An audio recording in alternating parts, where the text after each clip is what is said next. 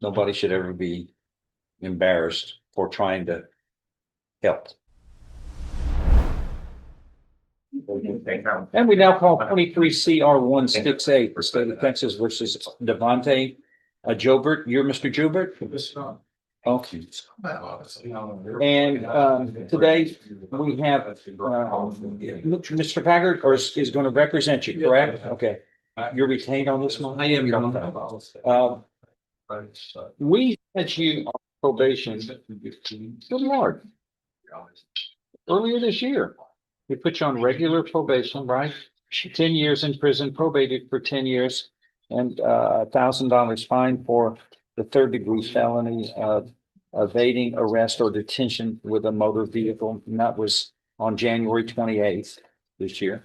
Now, there's a motion to revoke probation that alleges, and this was filed, by the way, on September 13th. Oh, it's fresh. Just a couple of days ago. That you, number one, committed the offense of operating a motor vehicle while intoxicated with a child under 15 years of age on or about August 30th, 2025 in Jefferson County, Texas. And that's serious. Two, you were at a location other than your residence at 1:08 a.m. So you busted the curfew, I guess, on your probation order on that. Failing to abstain from the use of any and all intoxicating substances, including alcohol. And this is in conjunction with allegation of the DWI alleged earlier. And finally, it is alleged you failed to pay court assessed fees as directed, and you are behind or in arrears in those fees, which is also a violation of probation. So there's 4 reasons that have been placed in this motion that's alleged. The motion is viable, and it's alleging and pleading that a hearing be made, and we will do that to determine whether your probation should be revoked or not. Let me look at something. And I was just kidding.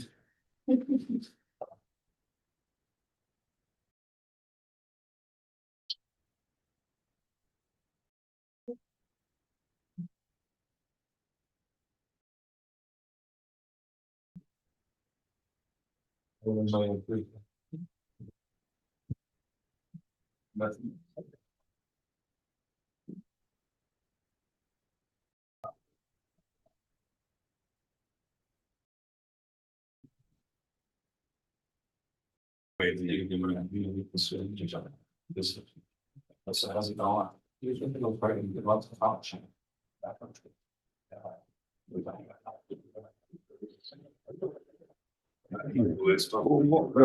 the results of the blood? It's not back yet, Judge. It's not.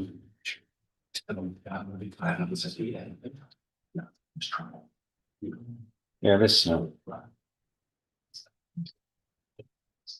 not a good set of circumstances here. It is not, Your Honor. This. Looking at the public safety report that DPS provides, that we all look at now, in determining the appropriate rules for setting bond in cases.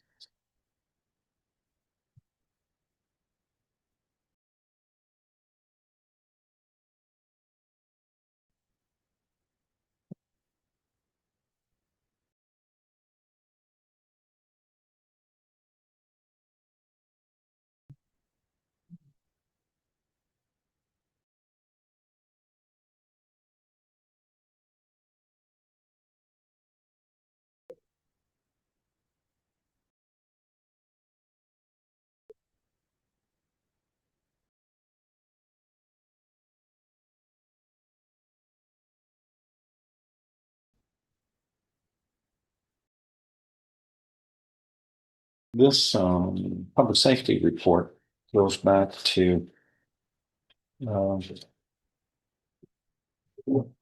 about 10 years now of criminality, beginning with there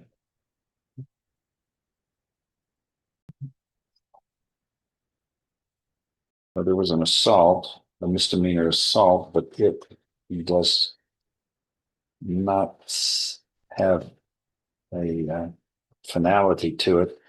Then in 2016, theft, 1 year probation, aggravated assault, felony.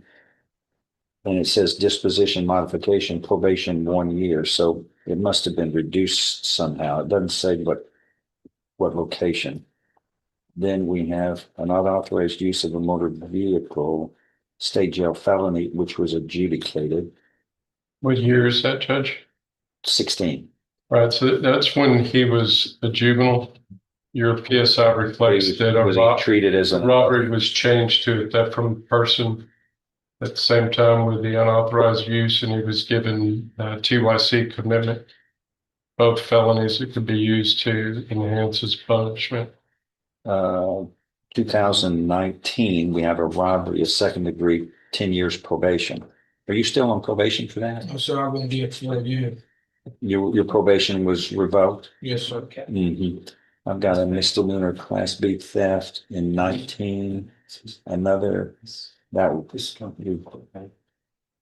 resulted in probation revocation. That one reflects, Judge, that was out of Orange County, where he was given 15 months probation. It was revoked, and along with 180 days is what he gets. with 11 other misdemeanors, he was given 180 days on that. Okay. And those misdemeanors are series of thefts. They're all thefts except for one evading arrest. Arrest. I'm sorry, a criminal trespass as well. Then we've got in 2022, a third degree felony of evading arrest, 10 years of probation, which I guess is going to be this offense. That's this offense, Judge, but that arose out of two events where he was found guilty of indecent exposure. He got 60 days jail time. So those were events that he was doing out at Lamar that resulted in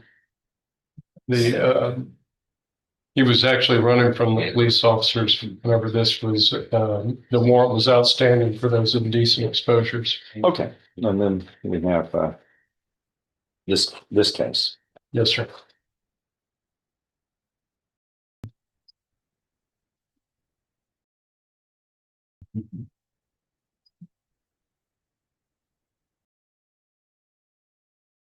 All right, Mr. Faggard, as the defendant's attorney, Yes, Your Honor. give it your best shot. Okay, Your Honor, while his record is bad, I wanted to bring, he's going to request a bond. He's currently employed at two different jobs. One is working for Williams Brothers Construction. He also works for Bubba Auto Sales LLC on the side.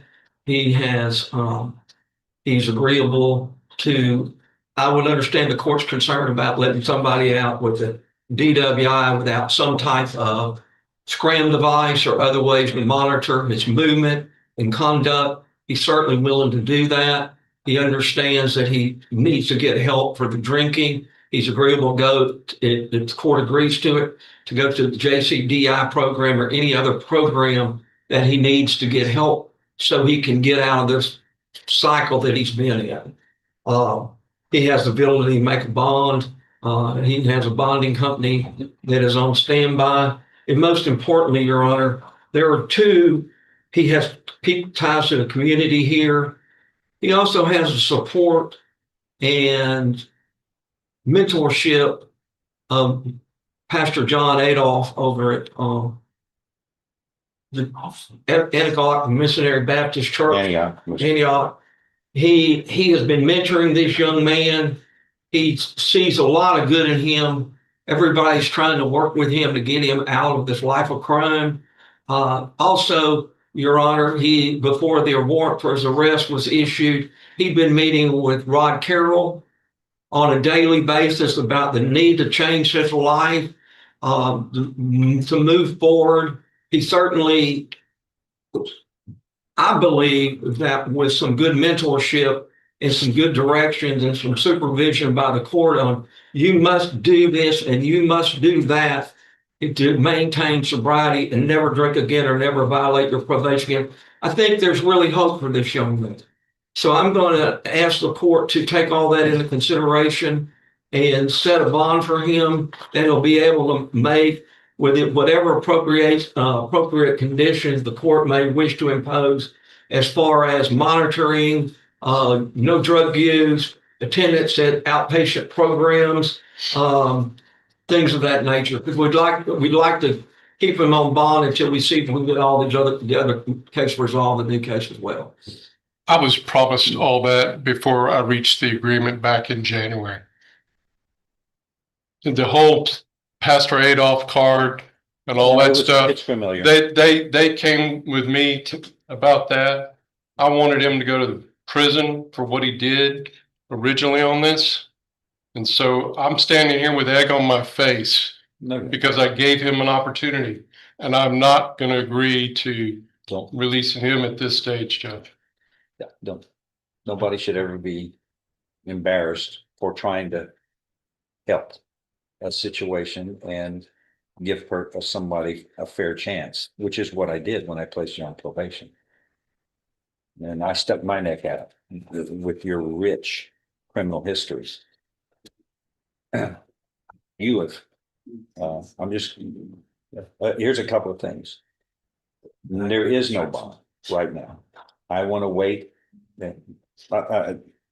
This first question I'm going to ask you. You told the police when they stopped you here in this probable cause affidavit, and you admitted to drinking, and you told them you drank 2 beers, correct? Yes, sir, I did. You're standing by that? No, sir. I went up. You lied? Yeah, I went up there and I admit I spoke with Chief Roy Perry and I told him the truth. You didn't, yeah, the probable cause isn't done by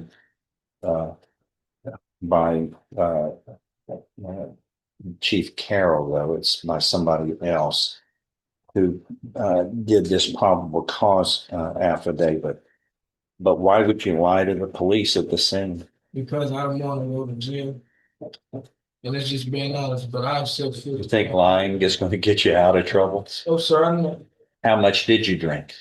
I'm gonna be honest with you. No, really, you promise? Yeah, yes, Your Honor. You should have been honest the whole time. Can we swear him in? Raise your right hand. Do you solemnly swear or affirm any statements that you may make will be the truth, the whole truth, and nothing but the truth? So help you God. Yes, sir. Lower your hands, sir. And And you don't have to say anything Yeah. if you don't want. If you don't want to, If you want to, this can be used And- against you later. No, it's a preliminary hearing. it can always, It can be anything used that's against Okay. that's It can be used freely and against you. voluntarily made Yeah. is always admissible But man, to against I anybody. ain't fighting, bro. I'm wrong, I'm wrong. I'm just trying to get it close to this. Look, I'm gonna wait until the blood tests come back before I make any decisions on what direction this is going to go. Do you have any idea when we expect a result? I haven't seen the paperwork yet, Judge, and I checked again this morning. 2 weeks? What does it normally take? I don't know. I can make some calls and try to find out, Judge, but I don't want to hazard a guess at this stage. Here's what I'm gonna do, is tentatively set it for review in 2 weeks. I can find out in See, that time that ought frame to at be- least. Give everybody enough time to get your positions of strength ready on where we're going to head here. But at the end of the day, the court has reviewed the public safety report, which is terrible. You are on regular probation in this court, which means you've been convicted already. And your choices and conduct are the determinations of where you go next on this probation. And you don't get a jury trial. It's in front of me. Now you have a right to a jury trial on any other new charges that may come about. But my guess is that this DWI is going to come out. Yes, sir. It's a state jail felony offense. And it'll end up here. So we gotta wait for that also before the thing can be disposed of. But it seems, have you ever had any assistance medically for any problems that you've had in this rich criminal history of yours?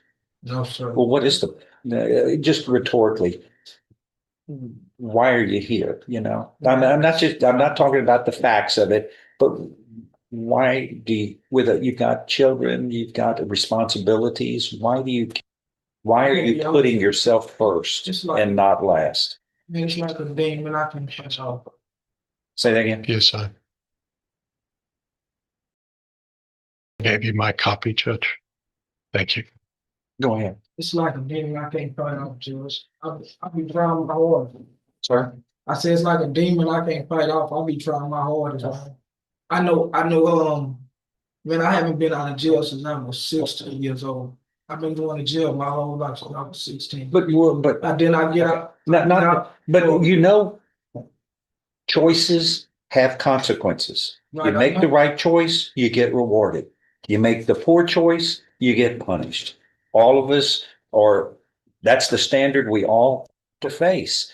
But why is it consistently the bad choice you choose? But you know, it's like you keep putting your hand on the stove, and now you are just not putting your hand. You are embracing the hot stove because you know it's going to burn you.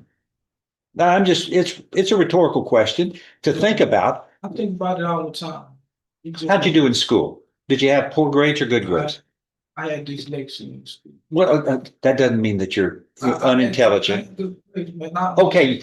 Okay, there you go. That's something to start off with. You're capable of thinking correctly and making the right choices and analyzing issues and being intelligent in your thinking. Would you agree? Yes, sir. And you have the greatest, how many children do you have? I have two men. I've been trying. Wait. Trying. Once again, those are gifts. Those are precious, that their outcome, what direction they head in their life, is directly related to parental examples. It's like I'm stuck in bind. I'm not gonna be able to pay this man. I'm gonna lose my job. Then I'm gonna be out with a 410 lawyer fighting my life with him. Well, isn't that what happens when you make bad choices? That's why, you know what? You're a smart guy. Why don't you think, I'm about to make a choice here. Is this bad choice going to result in problems that I'm going to have to deal with? Well, look, I'm looking at this. You know, intoxication and driving a 4,000-pound missile is trouble and it's illegal. And you've got a child that was bouncing around in the car without any stability, wasn't in a protection device. They found the child just free and loose in the vehicle, and then you're the first thing out of your mouth when the police talk to you was, "I have 2 beers," and we know that can't be right. Yeah. Because when the test comes out, it's going to show how wrong you are. But the police may have saved your life and your child's. That wasn't. Because you're on the highway doing 40 miles an hour. And all they got to do is a big rig drive over you and we're all at your graveside. But everybody makes choices and you have to pay the consequences. But here's the deal. You can always start from that last mistake and do better. That man was sent me to prison. Man. I already know he tired of dealing with me. That man, I can sit in, I can talk as much as I want to talk. And that man is tired. Yeah.